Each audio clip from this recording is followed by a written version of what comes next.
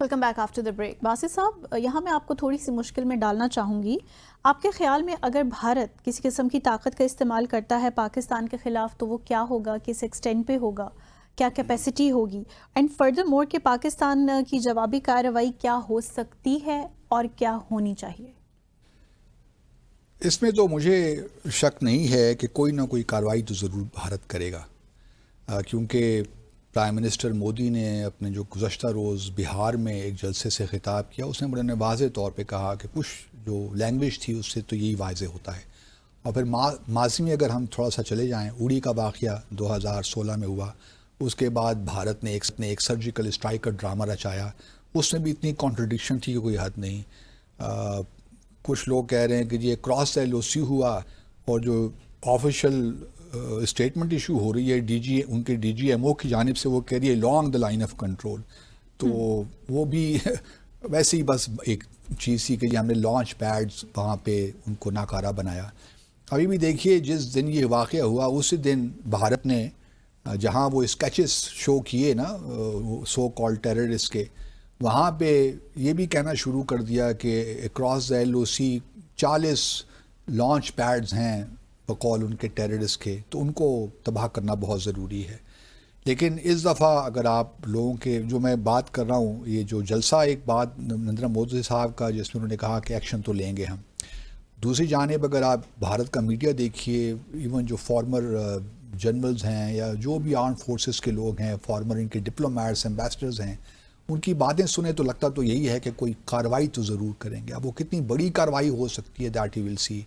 کل انہوں نے سورت جو ان کا INS ہے انڈین نیول شپ, وہاں پہ ایک انہوں نے میزائل ٹیسٹ بھی کیا, ہم نے بھی ایک ٹیسٹ کیا. ہاں جی. تو وہ چیزیں تو ہیں, لیکن کیا کر سکتے ہیں؟ دیکھیے یہی کر سکتے ہیں کہ کراس دا ایل او سی وہی جو سو کالڈ لانچ پیڈز ہیں ان پہ بمباری کریں, وہ پھر کلیم کریں بڑے بڑے کہ جی ہم نے 1000 دہشت گردوں کو مار دیا, 40-50 ٹیرر کیمپس ہم نے اڑا دیے, and so on and so forth.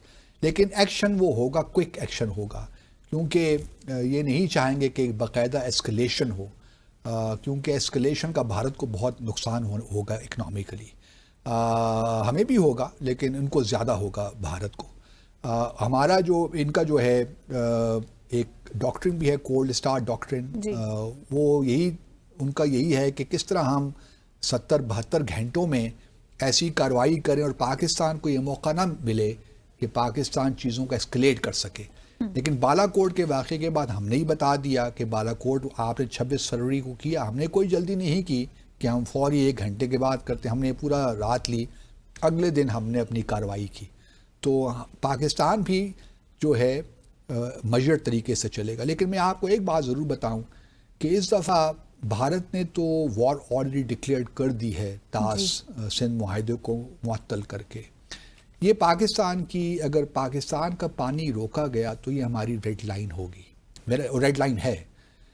مجھے کوئی شک نہیں ہے, اور میری اپنی سوچ کہتی ہے کہ اگر push comes to shove, Pakistan would not even hesitate to use tactical nuclear weapons. مطلب یہ ٹھیک ہے اگر ڈیٹرنس, کیونکہ ہمارے ڈیٹرنس کا ایک بہت بڑا یہ بھی ہے کہ بھارت کبھی بھی جو ہے پانی پاکستان کا نہیں روکے گا. یہ ہمارے آفیشیل ڈیٹرنس کا ایک حصہ ہے. جی. ہمارا ڈیٹرنس اس بات جو ہے, اگر ہم نے نیوکلیئر ویپنز بنائے ہیں تو اس میں ایک یہ بھی ہے کیونکہ ہماری سروائیول کا مسئلہ ہے نا. بالکل. اگر پانی نہیں آتا تو ہمارا سروائیول خطرے میں پڑ جائے گا. تو یہ ہمارا ایک جو ہے, بھارت کو یہ ہوشیار رہنا چاہیے, 10 مرتبہ 100 مرتبہ سوچنا چاہیے کہ پانی کو بند کرنے کا مطلب کیا ہے, یا پانی کو کم جو فلو ہے اس کو بھی کم کرنے کا مطلب بھی کیا ہے. صحیح. اگر 133 ملین ایکڑ فیٹ سے ایک قطرہ بھی کم ہو گیا تو پھر بھارت کو خیال رکھنا چاہیے. اور اگر یہاں پہ پانی نہیں بہتا ان دریاؤں میں تو پھر خون تو بہے گا, کیونکہ اور تو کچھ ہمارے پاس اس کا علاج نہیں ہے. تو ٹیکٹیکل نیوکلیئر ویپنز عنصر جو ہے ہم نے صرف دکھانے کے لیے رکھے ہوئے, اس کا کچھ استعمال کا اگر وقت آیا تو وہ استعمال بھی ہوں گے. تو بھارت کو یہ خیال رکھنا چاہیے. دوسرا یہ بھی بھارت کو خیال رکھنا چاہیے کہ یہ جو سندھ طاس معاہدہ اس نے ختم کیا ہے, ایک تو چلیے باقی چیزیں تو ہو سکتی ہیں, لیکن کچھ تنصیبات ایسی ہیں جو سندھ طاس معاہدے سے متعلق ہیں, تو پاکستان ان کو بھی ڈسٹرائے کر سکتا ہے. مطلب مجھے اس میں کوئی شک نہیں ہے, کیونکہ سندھ طاس معاہدہ اگر معطل رہتا ہے اور مین وائل بھارت جو ہے کوئی کارروائی کرتا ہے، جو کرے گا وہ آج ہو، کل ہو، ہفتے کے بعد ہو. دیکھیے نا، پلوامہ کا واقعہ ہوا تھا 14 فروری کو، ہاں جی، اور بالا کوٹ کا واقعہ ہوا تھا 26 فروری کو، یعنی 12 دنوں کے بعد بھارت نے وہ کارروائی کی تھی. اسی طرح اڑی کا واقعہ ہوا تھا، جہاں تک مجھے یاد پڑ رہا ہے 18 یا 19 سپٹمبر کو، اور بھارت نے کارروائی جو سو کالڈ سرجیکل اسٹرائکس کی تھی وہ کی تھیں 28 سپٹمبر کو. تو بھارت کا ریکارڈ کلیئر ہے کہ 8 سے 10 سے 12 دن لیتے ہیں کوئی کارروائی کرنے پہ.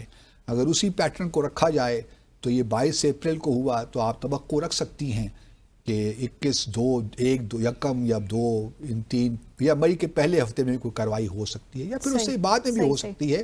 اس وقت تو دیکھیے نا، لیکن اگر بھارت نے کوئی کارروائی کی پاکستان کے خلاف تو آئی کین ایشور یو کہ پاکستان نے آلریڈی سندھ طاس معاہدے کے کانٹیکسٹ ہی میں ایسی تنصیبات کو ٹارگٹ کرنا ہے کہ بھارت یاد رکھے گا کہ کیا ہوتا ہے پاکستان کی جوابی کارروائی. اس میں مجھے کوئی شک نہیں ہے، اور بھارت کو بھی کوئی اس میں خوش فہمی میں نہیں رہنا چاہیے کہ پاکستان ریئیکٹ نہیں کرے گا. یہ الگ بات ہے کہ ہماری اس وقت ہم سب الرٹ ہیں، ہماری نیوی بھی الرٹ ہے. کل میری کچھ لوگوں سے بات بھی ہو رہی تھی، ایئر فورس بھی ہماری الرٹ ہے. تو ہمارے سارے سسٹمز الرٹ ہیں، لیکن یہ بھی بات یاد رہے کہ بھارت کو اسرائیل کی فل سپورٹ حاصل ہے. اس میں تو کوئی شک نہیں ہے. ان کے ریڈار سسٹمز ہوں اور بھی جو بھی ماڈرن ایڈوانس ٹیکنالوجی ہے، اس کا سہارا بھارت خوب استعمال کرے گا. لیکن اس کے قطع نظر پاکستان کے پاس بھی الحمدللہ وہ اتنی کیپیسٹی ہمارے پاس ہے کہ ہم بھارت کو ناک چنے چبوا دیں، اور یہ انشاءاللہ ہم کریں گے. اس بار ہمارا پلان زبردست بنا ہوا ہے. اگر بھارت نے ہماری کسی بھی چاہے وہ لائن آف کنٹرول پہ ہے یا کہیں بھی ہے، اس پہ ہم کسی حد تک بھی جائیں گے، اور پھر بھارت کو پتہ چلے گا کون سی تنصیبات کو ہم حملہ کرنے جا رہے ہیں. میں بات دوبارہ کر دوں کہ وہ طاس جو انڈس واٹر ٹریٹی ہے نا، واٹر ٹریٹی، اسی کانٹیکسٹ میں وہ تنصیبات ہیں. ایک یہاں پہ چھوٹی سی بات رہ گئی، شملہ معاہدہ بھی ایک اس کی بات ہی ہوئی کہ پاکستان نے اس کو بھی ایک کہا ہے کہ ہم اس کو نہیں، ہم بھی اس کو سسپینڈ کر دیں گے. یعنی یہ کہ بہت سی لوگ بہت سی باتیں کر رہے ہیں کہ اس کی کیا وجہ ہے. شملہ معاہدہ دیکھیے جب ہوا 1972 میں، جولائی 1972 میں، تو اس کے بعد جو سیز فائر لائن پہلے ہوا کرتی تھی نا، جو 1949 میں جو ایگریمنٹ ہمارا ان کے ساتھ ہوا تھا بھارت کے ساتھ، سیز فائر، تو اس میں وہ سیز فائر لائن کہلاتی تھی اس وقت تک. لیکن جب شملہ ایگریمنٹ ہوا تو پھر اس کو ہم نے لائن آف کنٹرول کا درجہ دے دیا، اور ساتھ میں یہ بھی کہا کہ نیدر پاکستان اور انڈیا دونوں پارٹی اس کو یونیلیٹرلی جو گراؤنڈ میں لائن ہے نا، لائن آف کنٹرول، اس کو تبدیل نہیں کریں گی. اور اس کے بعد پھر یہ بھی ہے کہ ہم نے اس بات پہ بھی کہا کہ ہم بائیلیٹرلی جو ہمارا جموں اور کشمیر کا ڈسپیوٹ ہے اس کو سالو کرنے کی کوشش کریں گے. اس کا ہرگز یہ مطلب یہ نہیں تھا، کیونکہ اگر شیپو آپ پڑھیں نا، پہلا ہی پیراگراف پڑھیں تو دونوں Pakistan they commit themselves to UN charter and its principles and purposes. تو اور پھر چونکہ یو این سیکورٹی کونسل کی ریزولوشنز بھی ہیں، تو ہمیں وہ یہ نہیں ہے کہ ہمارے لیے کوئی پابندی تھی کہ ہم ان کو اس معاملے کو انٹرنیشنل فورم سے اٹھا نہیں سکتے تھے یا لوگوں کو بتا نہیں سکتے تھے. لیکن اب کیا کیا جائے کہ بھارت بائیلیٹرلی بھی اس کو حل نہیں کرنا چاہتا. 72 سے لے کر آپ دیکھیں نا کتنے سال ہو گئے ہیں، 28 سال اور 25 سال، 50 سال سے زیادہ کا عرصہ گزر گیا ہے. تو کب تک یہ بائیلیٹرل معاملات چلتے رہیں گے؟ تو بائیلیٹرلزم بالکل فیل ہو گیا جہاں تک جموں اور کشمیر کی بات، اور ساری ہردرمی بھارت کی ہے. تو شملہ ایگریمنٹ کا ایک تو یہ ہوگا کہ سیز فائر دوبارہ پیچھے چلے جائیں گے، 1949 میں آ جائیں گے، اور پھر مطلب یہ ہے کہ سیز فائر لائن تو سیز فائر لائن ہوتی ہے نا، ہماری جو کمٹمنٹ ہے. لیکن یہ بھارت کو بھی ایک لحاظ سے آپ کہہ سکتے ہیں کہ فائدہ اس کو بھی دے گی. یہ صرف پاکستان کو فائدہ نہیں ہوگا، پاکستان بھارت کے بھی ہاتھ کھل جائیں گے. تو اس لیے شاید پاکستان کی حکومت نے اس کے بارے میں سوچا ہے کہ اس وقت شاید اس پہ فیصلہ لینا مناسب نہیں ہے. میرا اپنا خیال یہ ہے کہ پاکستان کو ایک کام اور اس وقت کر لینا چاہیے، تو پاکستان کو ایک خصوصی نمائندہ کشمیر ایک اپوائنٹ کر لینا چاہیے تھا. یہ فیصلہ، یہی موقع ہوتے ہیں نا جب آپ دنیا کو بتانا چاہتے ہیں کہ جموں اور کشمیر کتنا امپورٹنٹ ہے، اس کو سیٹل کرنا کتنا امپورٹنٹ ہے. تو یہ پھر ہم نے ایک مس کر دیا. اسی لیے آپ کو دیکھیے نا جو پریس کانفرنس ہم نے کی، اس میں کیسے کیسے تجربات ہم نے کیے.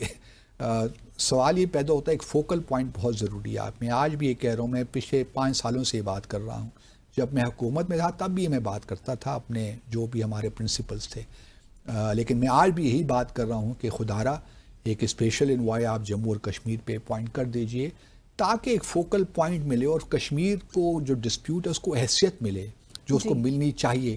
جو اس قسم کے واقعات ہوتے ہیں, جب یہ موقع آتے ہیں تو وہ پہلے سے ہمارے پاس بھی اسٹریٹجی ہو کہ ہم نے کیا کیا چیزیں کرنی ہیں اور کس طرح ہم نے اویئرنیس دنیا میں کریٹ کرنی ہے. اب دیکھیے نا, تھوڑا بہت ہمارا نیریٹو کیوں آگے بڑھتا نہیں ہے, کیونکہ ہمارے پاس وہ کیپیسٹی نہیں ہے, انسٹیٹیوشن کیپیسٹی. تو اور کیپیسٹی بلڈنگ فینومیناز کی وہ بھی اس کے بارے میں ہمیں خاص کوئی بالکل. احساس نہیں ہے. تو ایک فوکل پوائنٹ ہوگا تو یہ کم از کم کشمیر کے معاملے میں دنیا بھر میں ایک اویئرنیس کریٹ ہوگی, ڈائسپورا کو ہم موبلائز کریں گے. تو ایک اچھا یہ ایک موقع ہم نے مس کیا, لیکن ابھی بھی دیر نہیں ہوئی, ابھی بھی فیصلہ کر لیں تو بہت مناسب ہوگا. صحیح, آئسولیٹ کرنے چلا تھا بھارت پاکستان کو, اور انٹرنیشنلی ورلڈ وائڈ خود آئسولیشن کا شکار ہونے جا رہا ہے. اور اس کو سم اپ باسی صاحب ایسے بھی کر سکتے ہیں کہ پاکستان کی امن کی خواہش کو اس کی کمزوری ہرگز نہ سمجھے بھارت. تو اسی بات کے ساتھ آج کے ڈیسائفر ود عبدالباسط کا وقت یہاں ختم ہوا. منتہا حسن کو اجازت دیجیے گا, خدا حافظ.